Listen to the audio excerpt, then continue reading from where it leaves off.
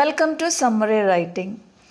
Writing a summary is an important skill that students will use throughout their academic careers. As the name speaks for itself, this task is all about summarizing a long text into a summary.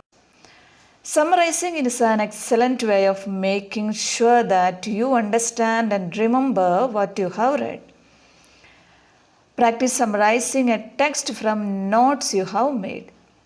It will safeguard against the temptation to use the words of the original text or lift chunks of language. Teachers as well as students tend to believe that summary writing is easy. Often we think that it can be done without being taught and much practice. However, summary writing is not that simple. In fact, it's a difficult academic skill. Though it is easy to score, it needs full focus and concentration. Summarizing improves reading skills as we pick out the main ideas of a reading.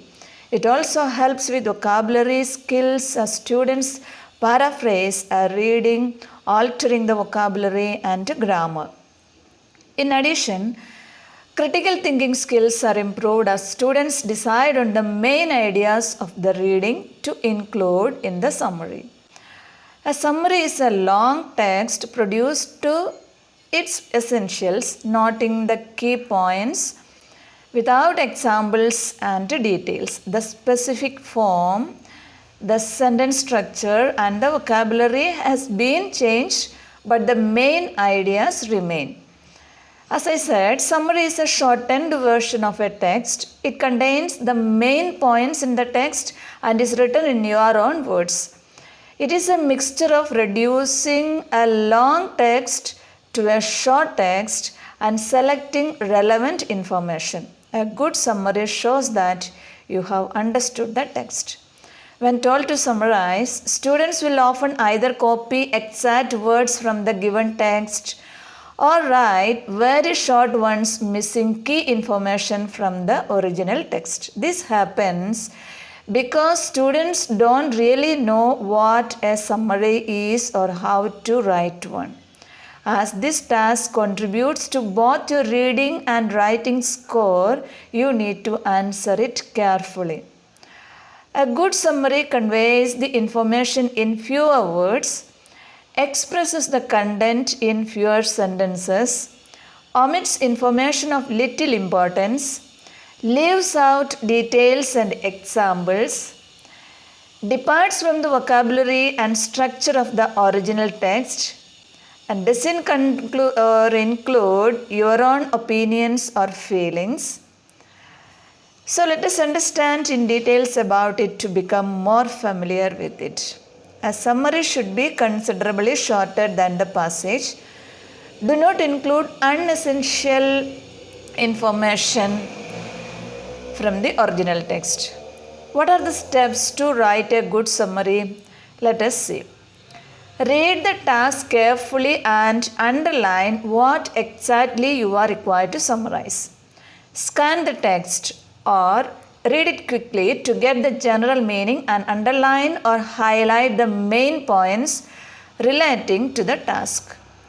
Read the text again and make notes of the main points. Make sure what you wrote is important and not copied. Delete most details and examples, unimportant information, anecdotes, illustrations, data, etc. Find alternative words, synonyms for the words and phrases. Do not look at the original text but write out your summary based on the notes you have made. Don't forget to use linking words like first, secondly, finally, however, moreover, in addition, etc. Linking words and phrases are used to show relationships between ideas. You can use words or short phrases from the original text, but your summary must be your own writing. Do not exceed the word limit. Exceeding the word limit may indicate that the summary is not structured effectively or the ideas are not expressed clearly. defining word limit is an effective way to evaluate writing proficiency. So do not go overboard and stick to word limit. Academic writing typically requires you to stick to a word limit. Since word limits are important, simplify your style. Look for long sentences, replace phrases with words and try to make them more shorter. This will make your work easier to read as well as reducing your word count. You can summarize ideas in different ways. Today, I would like to share with you 5 different effective ways to summarize the ideas. First one is through vocabulary. We will see an example here. We spoke to the man who was wearing a white coat and a stethoscope. We spoke to the man who was wearing a white coat and a stethoscope. Without any change in the meaning, can we change the underlined text to a word? Yes, it can be replaced with the word doctor. We spoke to the doctor. So instead of using the man who was wearing a white coat and a stethoscope, we can use doctor.